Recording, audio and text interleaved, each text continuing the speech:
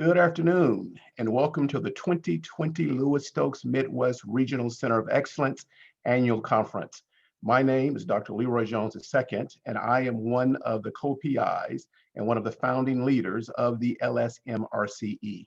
We are thrilled that you are joining us and promise an awesome and innovative weekend of oral and poster presentations, conversations, and virtual networking. Our theme, broadening participation in STEM, pivot, adapt, and thrive, is most imperative in our current context of COVID-19, civil unrest, and the seemingly unending political turmoil that we are in the midst of. We hope that this virtual conference will not only energize, but more importantly, provide you with a respite to concentrate and reflect on the important work at hand, broadening participation in STEM to ensure our nation's competitiveness in the 21st century. There is a slide that we would like to show you at this time, just to show you the impact, of this conference. As you can see with the 2020 conference attendee snapshot, where our participants are from, you could see that we have 485 attendees actually registered for the conference. I think that we all need to just give ourselves a hand for that. Also, among the 485 attendees, it's 151 institutions of higher learning represented in those attendees, and 39 of those are Lewis Stokes Alliances. So we are certainly happy, that you are all with us on today. But more importantly, because keep in mind what this conference is about, it's about recruiting, also retaining, and progressing and graduating underrepresented minorities in science, technology, engineering, and mathematics. And as you can see, we have 289 students registered, and then 88 of those students will be giving poster presentations. So I am excited about this conference, that despite COVID-19, we can still do it virtually, and applaud, what our students have done in terms of research in this last year, which shows their sheer determination and grit in doing and performing research. It is now my pleasure and honor to introduce Dr. Karen Marrongelle, the Assistant Director of the National Science Foundation for Education and Human Resources Directorate. She leads the EHR Directorate in supporting research that enhances learning and teaching to achieve excellence in U.S. science, technology, engineering, and mathematics education. Prior to joining the NSF, Dr. Marrongelle was Dean of the College of Liberal Arts and Sciences at Portland State University and Professor of Mathematics and Statistics, where she oversaw 24 departments and programs across the humanities, social sciences, and natural sciences. In addition to her work as a dean, Dr. Marrongelle has served as a faculty member in the Department of Mathematics and Statistics at Portland State University since 2001. Prior to her appointment as dean, she held positions as the Vice Chancellor for Academic Strategies and Assistant Vice Chancellor for Academic Standards and collaboration with the Oregon University System. From 2007 to 2009, Dr. Marrongelle served on a rotation as a program officer at the NSF and led numerous grants, collaborating with researchers nationally and internationally to improve undergraduate mathematics education and K-12 mathematics professional development. Dr. Marrongelle has a bachelor's degree in mathematics and philosophy from Albright College, a master's degree in mathematics from Lehigh University, and a doctorate in mathematics education from the University of New Hampshire. I'm going to ask you, as she is speaking, please populate questions in the chat area, and please like those questions that resonate with you so that we can be sure to have those questions answered at the end of her talk. So now please help me welcome Dr. Marrongelle with a virtual applause at this time.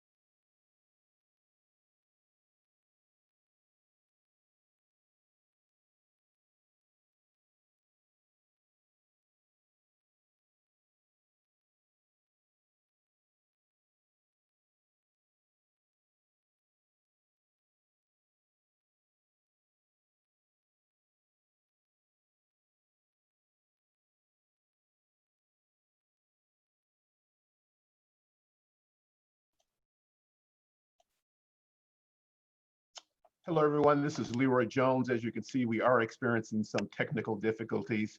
We're all making this transition from face-to-face that we would be at a conference to actually, looking at each other virtually. So we'll ask that you please indulge us while we work through these technical difficulties, and we will have a presentation showing very, very soon. All right, thank you for your patience, and we certainly look forward to the Q&A session after she concludes her presentation.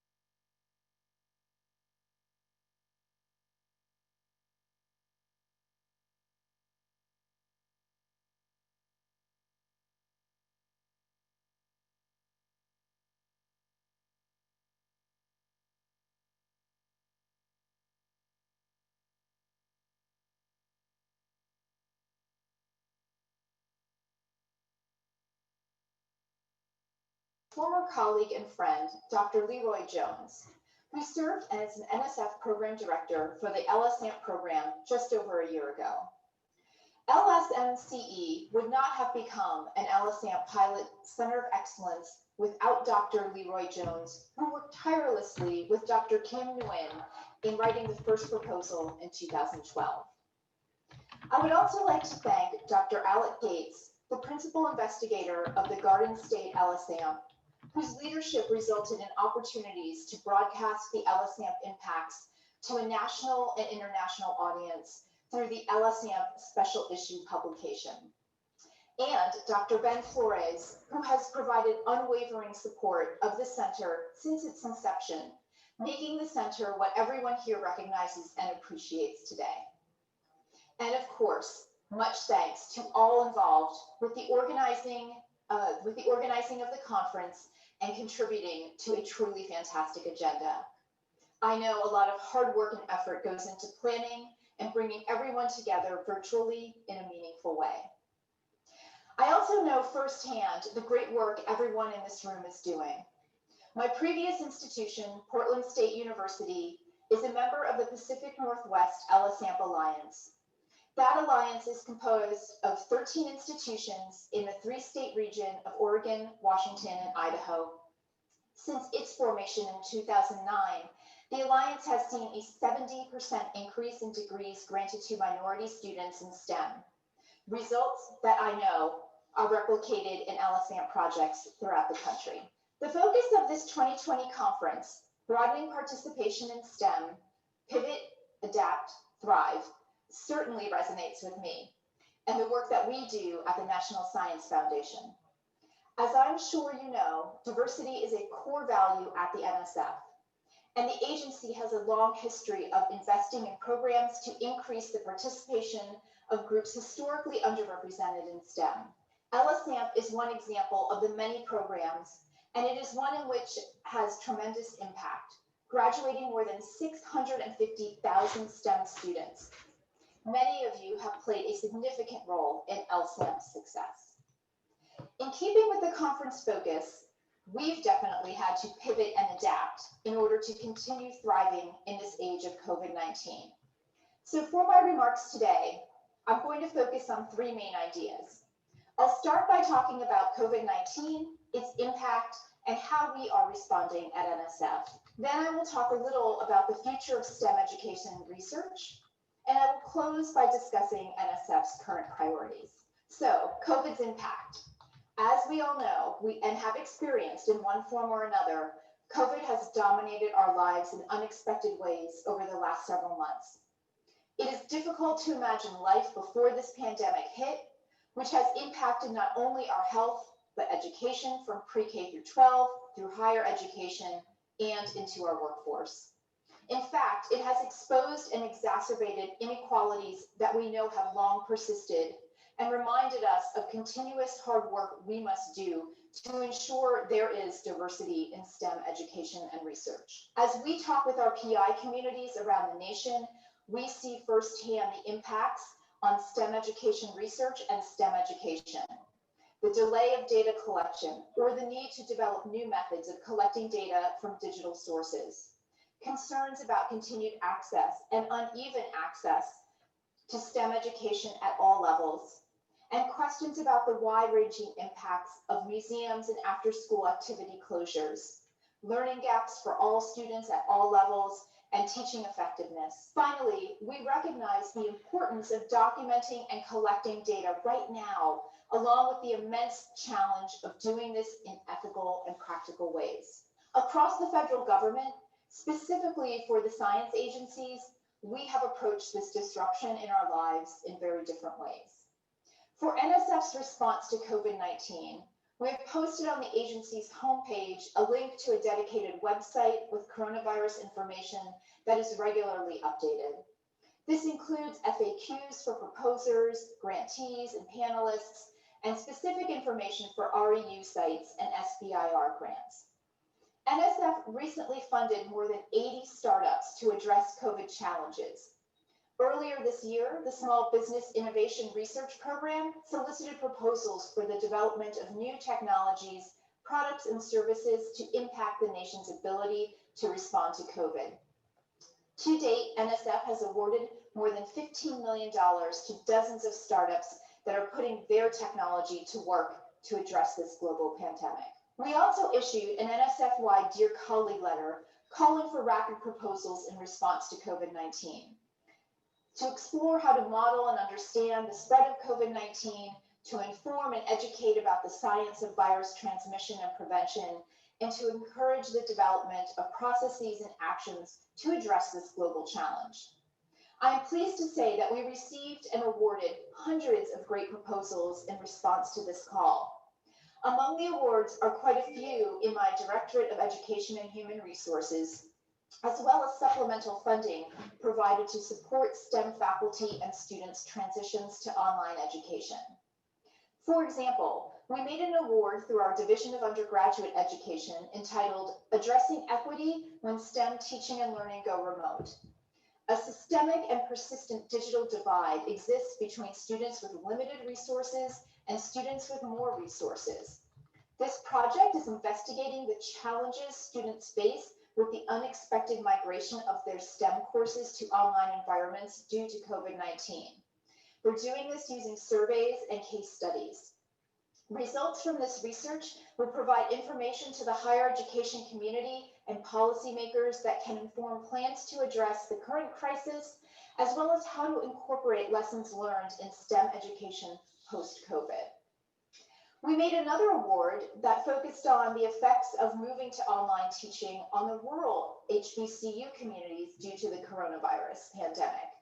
Researchers at Fort Valley State University are investigating the adaptability and educational outcomes of rural HBCU students, many of whom are members of underserved populations, and faculty who are asked to adapt online course delivery as a result of the COVID-19 pandemic.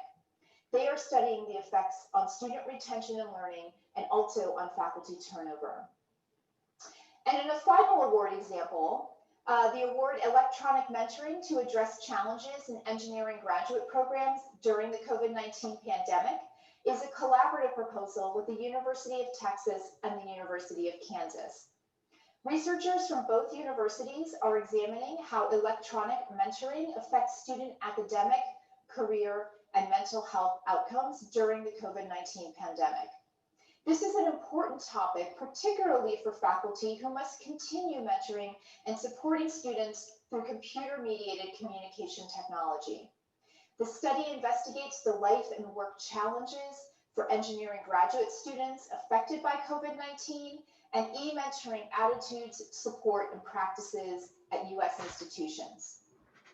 The research will yield important insights about e-mentoring and generate empirical data to document the differential impacts of e-mentoring practices on graduate students. The research results also will shed actionable guidance about how to address the life and academic challenges of engineering graduate students affected by COVID-19. The result of this research ties in with this meeting, as mentoring is one of the interwoven themes of this conference. In addition to these awards, the research and education community has responded in a number of ways to COVID-19. Students and educators at community colleges in Tennessee, Kentucky, and Connecticut, and tribal colleges in New Mexico and Michigan have produced life-saving personal protective equipment for healthcare providers using 3D printers. And for our education communities, we in EHR have been working closely with NSF's Office of Legislative and Public Affairs to release information to parents, teachers, and students to help with at-home learning and specific courses such as mathematics. As a parent of a fifth grader myself, I know how vital such resources are to teaching and learning. While we do not yet know the long-term impacts of COVID-19 on our education communities and the workforce, and as the nation is engaged in conversations about race and equity, it remains important now more than ever that we re-examine the STEM ecosystem. In fact, at the NSF, equity and justice in STEM is a core value. We've held several panels and listening sessions across the agency to hear from NSF staff and PIs, as well as provide opportunities at our sponsored conferences for discussion on how to achieve equity and justice in STEM. We are ensuring that all NSF personnel and the scientific community experience creates an authentic sense of belonging, and that all of our staff are treated with dignity and respect. This is a top priority for the entire agency. In addition, Dr. Sethiraman Panchanathan, the new NSF director who took the helm in June, acknowledged that collectively as a nation, we are facing a moment of truth about racial equity. And while NSF has long invested in efforts to broaden participation in STEM, it is important now, more than ever, to underscore that the inclusion of all people in STEM is vital to the nation's health, security, and prosperity. I will add that since joining NSF, Dr. Ponch has clearly articulated his vision for the future of NSF. And that vision includes ensuring accessibility and inclusivity, securing global leadership, and advancing the frontiers of research into the future. And that brings me to my next topic, the future of STEM education research, in which I will also reference Dr. Ponch's vision for NSF. Last year, NSF celebrated its 70th anniversary and highlighted some of the successful outcomes and achievements from the agency's investments over the years. Clearly, we all recognize that we are in a moment now where we must think about the future and what we want the future to look like 70 years from now and beyond. Whatever we decide at NSF, it will be enabled by our mission, which has withstood the test of time, to promote the progress of science to advance the national health, prosperity, and welfare, securing the national defense, and promoting the progress of science. But it is not only up to NSF to consider what that future will be. It must also involve LSAMP and other research and education communities. At NSF, we know that in order to continue moving forward, we must pinpoint and address those persistent and vexing foundational problems in STEM education. For instance, we are still working to understand why fractions are notoriously difficult for children to learn, and why girls' pursuit of science wanes in middle and high school. How do we redefine the design of learning platforms to integrate what we know about cognition and STEM learning? We need to take up more focused areas of research to make progress on these vexing problems of learning and teaching. Understanding these problems can determine whether students go on to pursue STEM careers and whether we continue to build a strong national science and engineering workforce. As LSM grantees, you must help shape and contribute to this research agenda.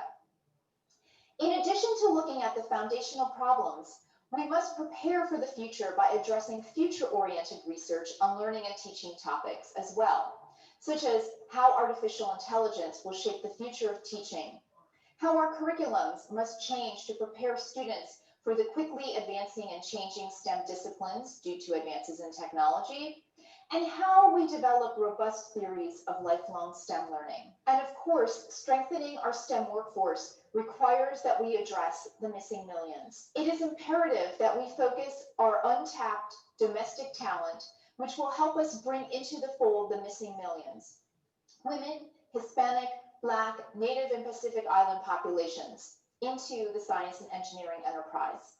The most recent data from the National Center for Science and Engineering Statistics projects that close to 4 million additional people are needed in 2030 for the science and engineering workforce to be representative of the US population.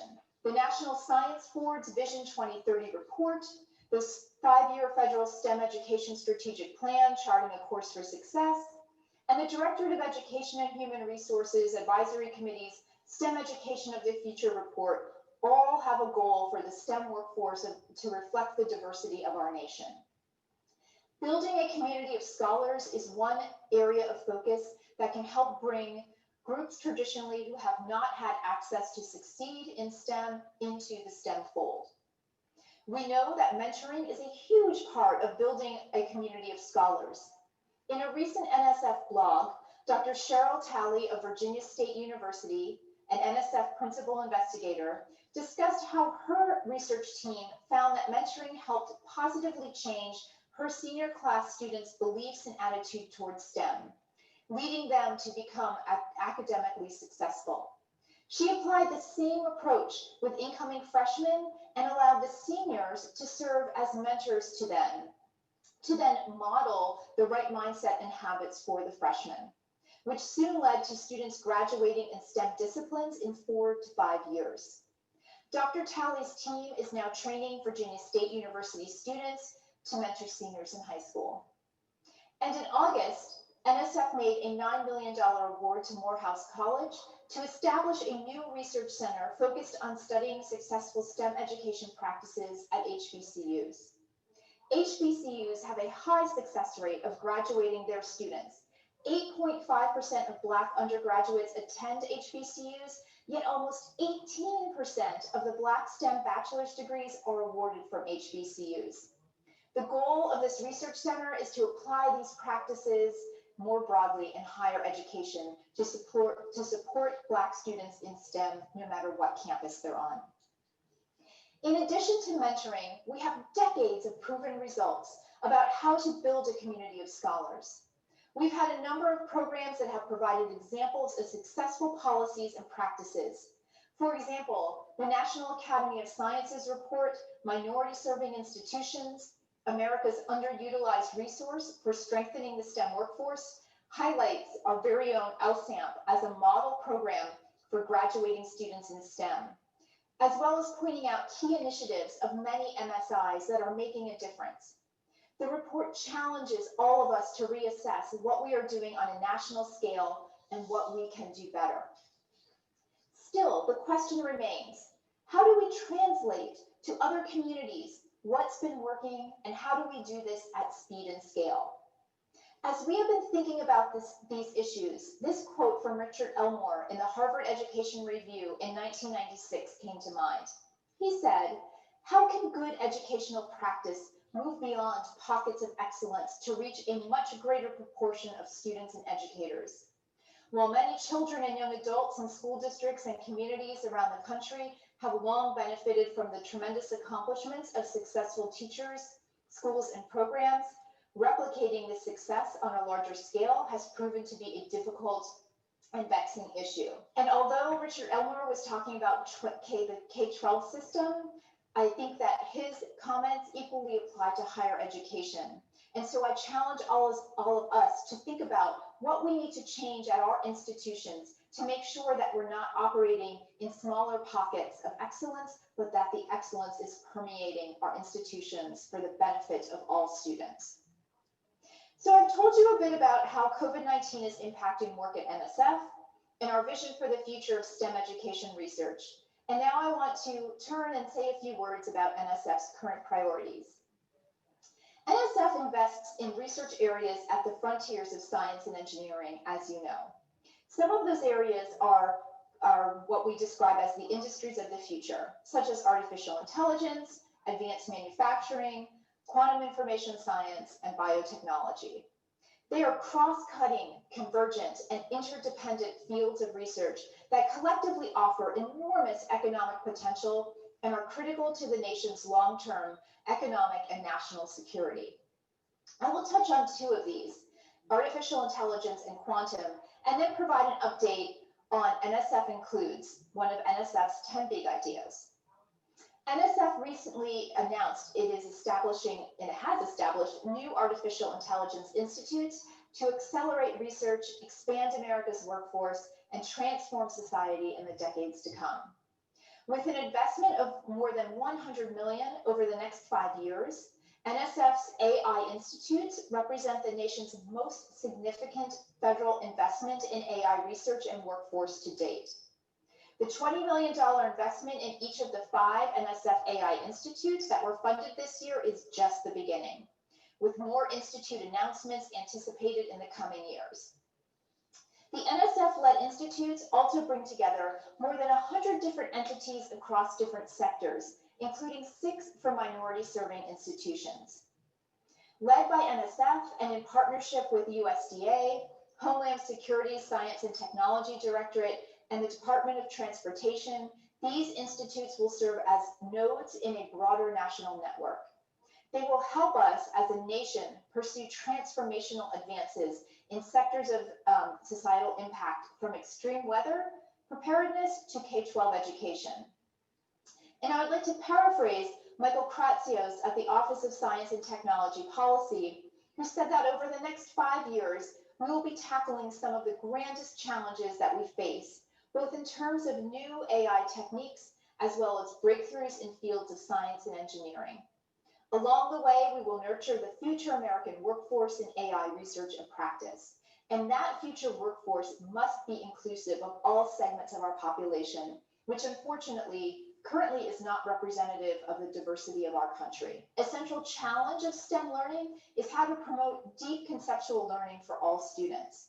The Institute for Student AI Teaming will reframe the role of AI in education, moving toward a future where AI is viewed as a social, collaborative partner that helps students work and learn more effectively, engagingly, and equitably, while helping educators focus on what they do best, inspiring and teaching students.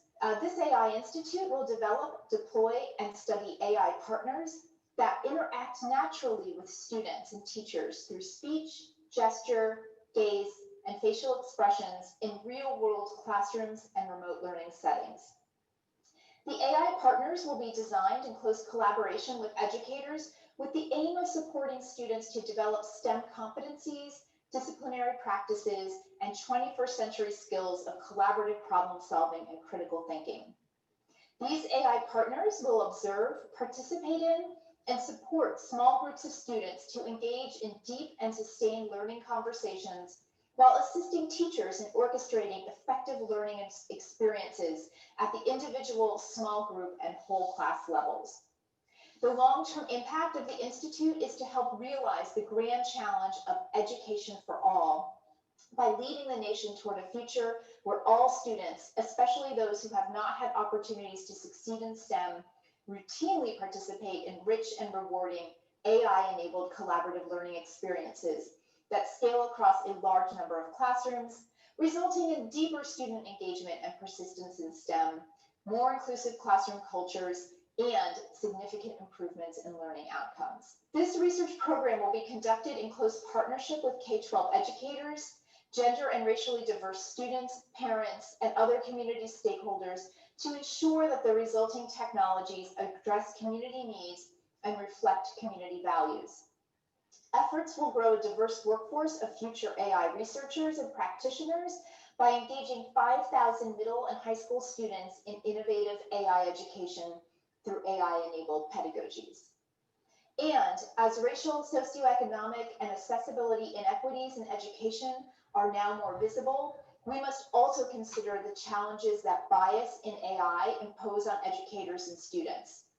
A Brookings Institution's article just from last year noted that kids from Black and Latino or Hispanic communities will face greater inequalities if we go too far forward digitizing education without considering how to check the inherent biases of the mostly white developers who create AI systems. AI is only as good as the information and values of the programmers who design it, and their biases can ultimately lead to both flaws in technology and amplified biases in the real world. That is why it is critical that AI Institute projects include plans to address algorithmic bias, provide model transparency, and support data privacy and security in the supportive learning. Ultimately, we need to attend to issues of diversity, equity, and inclusion in this work and ground that in all the work that we do in AI. Now I'd like to turn to say a few words about quantum information science, which is a critical industry of the future. Yet students typically don't learn about quantum information science until college. To prepare the future quantum workforce, NSF and the White House Office of Science Technology Policy are leading the national Q through 12 education partnership. This initiative was created to provide support for students interested in quantum education, offering educational training and tools starting at the middle school level. Nearly $1 million has been invested in quantum information science education efforts to contribute to a knowledgeable and motivated quantum workforce. These investments have led to the establishment of the Q2 Work Program, a project focused on accelerating progress across the quantum education community through dissemination, cohesion, and education. Another project, led by the American Association of Physics Teachers, features summer workshops for teachers, community building, and a conference of stakeholders in all in a phased effort to develop quantum information science curricula for students. As one of my NSF colleagues said, quantum is a high-speed train moving across the US, and everyone should be able to get a ticket. Quantum provides a tremendous opportunity to broaden participation and promote inclusion at an early stage. A quote in IEEE's magazine Spectrum states that you have to have an advanced education in order to make a good living in the quantum industry. And the question is, are we preparing our K through 12 students to go to the schools that have the requisite curriculum that will then prepare them to be in the quantum industry? And to quote another article in Forbes magazine, a great way to meet future quantum workforce challenges is to stimulate an early interest in middle school and high school students. Currently, very little is taught about quantum information science until a student reaches college. We know this. And so it is important to seed interest in quantum technologies to young students. So I challenge you all to think about ways that your projects and what you've learned through your LSMRCE sites can be used to reach down into middle and high schools, especially as we think about the future quantum workforce. NSF is interested in applying the best approaches, activities, and evidence-based strategies to increasing diversity in quantum education and workforce. There's a strong need for impactful and realistic broadening participation and inclusion in quantum education and workforce development. The National Q through 12 Education Partnership provides a tremendous opportunity to broaden participation and promote inclusion in the STEM disciplines and in the STEM workforce. Participation of broad communities will help provide, identify, and generate resources and tools needed to assure equal access to all. And it's important that we do this now before further development of quantum information science and the quantum workforce. When discussing participation of broad communities, we really can't help but think about NSF Includes. And this is how I'm going to conclude by just giving you some updates on the incredible and tremendous work that's been happening in NSF Includes. In 2016, NSF unveiled its 10 big ideas for the future investments of the agency to advance the nation's prosperity, security, health, and well-being. The 10 big ideas include research topics like harnessing the data revolution and work at the human technology frontier. The big ideas also consist of NSF Includes, which is a comprehensive initiative to develop STEM talent from all sectors and groups in our society. Some of you are already familiar with NSF Includes, as LSMRCE aims to become a regional backbone support organization for the NSF Includes national network, a really tremendous goal. Let me add that NSF Includes awarded new planning grants this year focused on engaging disabled individuals and communities. One of the awards is to Gallaudet University, which will increase the inclusion of deaf and hard of hearing students and researchers in the development of sign-related technologies. And the second planning grant was to Arizona State University, who will develop a network of researchers working to create a shared vision for classrooms that engage persons with disabilities. It's important that I highlight this because the work of NSF Includes is true to its mission of inclusivity. And I'm so thrilled that we have planning grants that are addressing the needs of our students with disabilities. Also in July, the Foundation released its second issue of the NSF Includes report to the nation. In this report, we highlight the Aspire Alliance, which I understand is of interest to a number of attendees at this conference. As part of the NSF Includes Aspire initiative, the Southern California Regional Collaborative is a consortium of 2- and 4-year institutions in Southern California aimed at improving overall outcomes in STEM higher education, with a focus on underrepresented minority students and faculty. The major goal is to create diversity in the regional colleges that reflect the student body. The regional networks will feature faculty through traineeships, featuring teaching efforts, education research initiatives, and curriculum development needs. In collaboration with the Los Angeles Community College District, this initiative offers 2 pathways: Aspire to Teach and Aspire to Lead. The Aspire to Teach program prepares community college faculty through institutes on inclusive teaching, professional learning opportunities, and mentorship, while Aspire to Lead focuses on preparing professionals for leadership opportunities, assessment projects, and policy research. The internships offer graduate students and postdoctoral scholars learning opportunities to prepare them for faculty life and governance within the Los Angeles Community College District. I'm so excited to see what comes out of this NSF Includes Alliance, because it's clear to me that the results are going to be able to be transported to other regions throughout the country. Before I close, I just want to underscore that a key component of NSF Includes the industries of the future, addressing the missing millions, and preparing for the future of STEM education research is partnerships. Achieving these goals and addressing these challenges require that we partner across fields, across institutions and sectors. And as part of a community built around alliances, you know how critical partnerships are. Still, I encourage you to think about how you and your students can continue to participate in, lead, and thrive in these areas. So I want to thank you so much for having me. I will stop now, and I look forward to engaging with you in the question and answer session.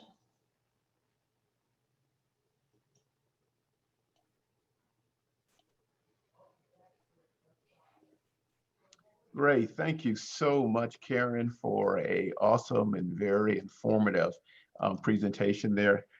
As you might expect, I mean, we have several questions, but we only have 5 minutes. So please, if I don't get to your particular question, I've been told that you can continue to place them in the Hoover app. And what we will do is we will send them to Dr. Marrongelle and ask her to respond. And then the conference organizers will then respond to you in turn. By myself, Karen, I had about 10 questions, but of course I can't do that and be the moderator, monopolize the time. But like I said, we have 5 minutes. So what I've done is pretty much condense the question. I'm going to ask one that I think came from a faculty member or an administrator, and then the other one, which I'm pretty sure that came from students. So let's start with the one that came from the students. So really, when you kind of look at the ones that came from students, it's about getting started in research. And I thought it was a very, very good question that they asked. The question was this, as you start your research career, should you pursue research you're genuinely interested in or research that will give you more exposure? That's a great question, and thank you for it. My gut is going with do the research that you're most interested in, because you are going to spend so much time in your studies when you become, whatever happens after your degree, whether you go on to industry, go into academia, continue studying. You have to be passionate about your work, and your work has to drive you. So your passion can lead to that exposure. So I think you can create what you've asked for in the second part of this. You can create the exposure of the ideas because when you are passionate about what you're studying and what you're researching. So you need to find ways, especially in times of really trying to find balance within our lives. You need to find ways that you're going to be passionate about your work. And so that's what I would recommend going with. Great response, Karen, and I totally agree with you. My next question is certainly coming from a faculty member or either administrator. You are a dean, there at Portland State. I'm a dean at Chicago State University. And, this is a question that we always kind of grapple with, and it deals with K-12 preparation. So the question is, what are your thoughts on how current K-12 affects higher education and interest in STEM majors? Yeah. So this is also a very good question. We in higher education, we are responsible for the school systems around us. We train teachers. We have control over the programs that our teachers take on our campuses. And if we see that there's a problem, it is up to us to address that problem. If there are things that we want out of the students coming out of the K-12 systems into our universities, it's within our control to influence that in real ways, because we produce the teachers, we connect with the teachers locally around us and regionally around us. I think there have been a lot of great strides throughout the nation in K-12 education over the centuries, really. We have seen incredible innovations in K-12 classrooms. We have seen instances of many instances, not just one-offs, but really a nice pattern of experimentation in those classrooms. Of course, policies at different times will tamp some of that down and will light fires under others of it. We need to continue to do that sort of investigation, experimentation, and really critically thinking about what is in our curriculum and is that preparing students for undergraduate education. And I'll just give very quickly data science, statistics, the roots and the bones of artificial intelligence and computing. We really need to be thinking about how is that structured and rooted in K-12 right now. And if we're not satisfied with where it's placed, what can we do as at our universities and in the positions we hold to make that change? Great. Well, thank you so much, Karen. As I said earlier, I really enjoyed your presentation. We are butting right up against our timeline, less than a minute here. So we're going to have to make the transition. But as I said a little bit earlier, please continue to put your questions, in the Hoover app, and we will be sure to get responses to you. But, for now, Karen, on behalf, of the center, I just want to thank you for taking time out of your busy schedule. I know that you are all over the place, and I know the NSF really has you going. Then, of course, you have family responsibilities, for just spending time, with us on today. So, audience, if you would, although, we can't see you, if you would please at this time help me thank Dr. Marrongelle, for a job well done. Thank you so much. And thank you all for all that you are doing. It's my pleasure to be able to spend some time with you today. Thank you. Thank you. Now, I would be remiss, as I was talking a little bit earlier, and as we close this session, I want to give a special shout out to Dr. Chris Botanga and also Kim Nguyen and my colleagues who have worked very, very hard, on organizing this particular conference. So for their timeless effort in organizing, this conference, you have certainly had to pivot and adapt in order to ensure, that we have a thriving conference this weekend. So many thanks to you. So at this time, I'm going to turn it over to my colleague, Brian, so that he can deal with housekeeping matters.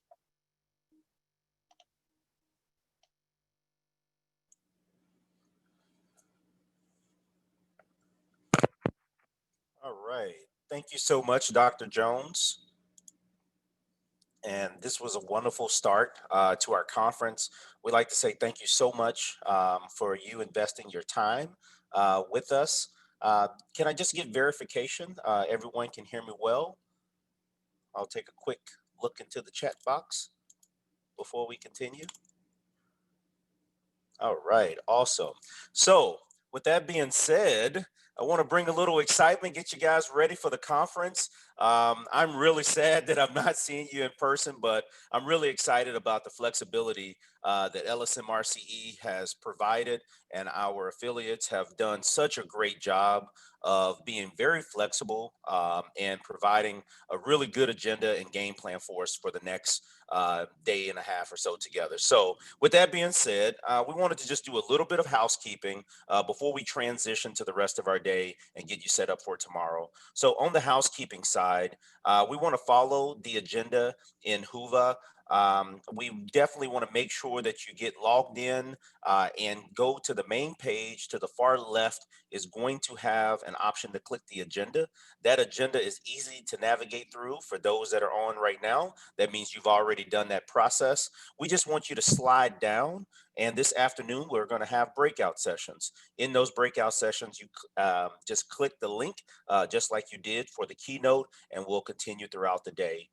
We want your desktop for large screen viewing. For some that may be using their phones, that's great. But if you really want to see some of the content as we get into the breakout sessions, the desktop is the best option for you. The mobile app for more features such as attendee profiles is available. But as mentioned, some of the breakouts, you may have more PowerPoint presentations that are needed and you want to see those detail.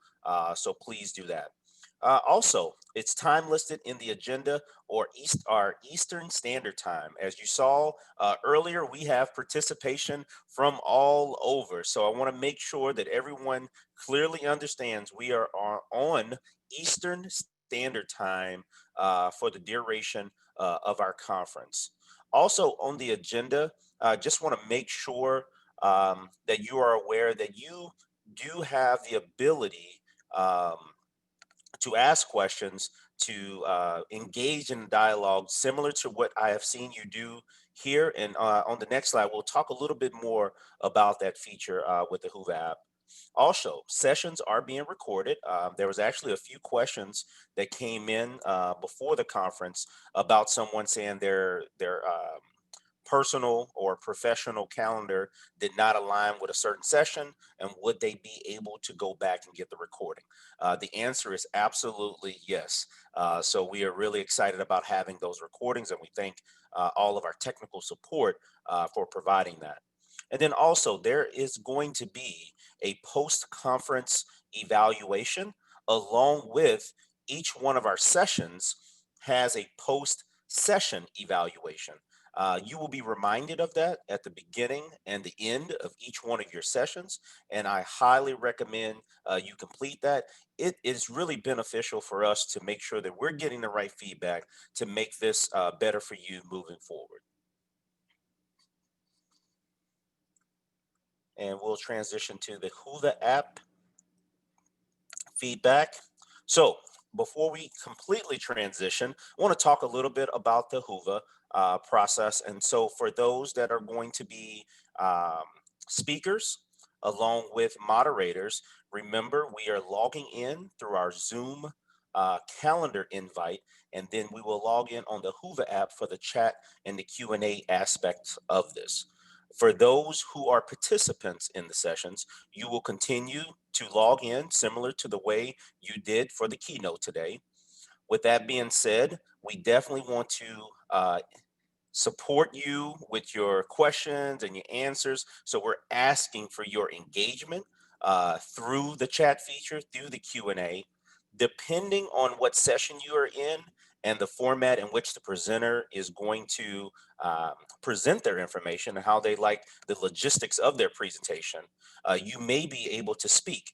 If you would like to speak, the moderator will remove the mute, unmute you, and you will be able to speak. So just know at the beginning of the sessions, each presentation will be different. So I'd like for you to make sure that you be prepared to use the Q&A session, be prepared to use the chat feature, and you may be prepared to use voice Q&A as well, and open dialogue with various presentations. The Hoover app is really easy to navigate, but we want to make sure that you do download it both on phone and your computer, so you have multiple paths of success just in case of any technical difficulties that we may have. Also, we download the latest update from Zoom. Ms. Deb Cole sent that out to everyone of how you can make sure you have the proper update. Very simple two or three step process there. So hopefully everyone was able to do that. If not, there is time to do so before our conference's next sessions begin. My apologies. So just a little bit of agenda before we make our official transition. Breakout sessions start here in just a few minutes. And then we also at 5 p.m. today, we are having our mentoring sessions. We highly recommend your support. We have wonderful, wonderful mentors who will be joining us, and we'll have individual breakout sessions for you to have more detailed conversations with our mentors. And then on Saturday morning, we'll just go through just 2 items on Saturday morning. At 9 a.m., we'll have a little eat and greet with myself. If you guys would just want to do some networking, get a chance to know each other a little more, understand what people are doing with their research, how they're managing through COVID-19, how's the virtual space treating you, and some tips and tricks that we can share with each other before the conference actually begins. I'll log on and make myself available for everyone for us to network in the morning.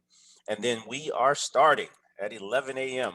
We'll get started again. That's a little later than when we're in person. So you guys can get a little bit of sleep in the morning, but definitely wake up energized and ready to go at either the 9 a.m.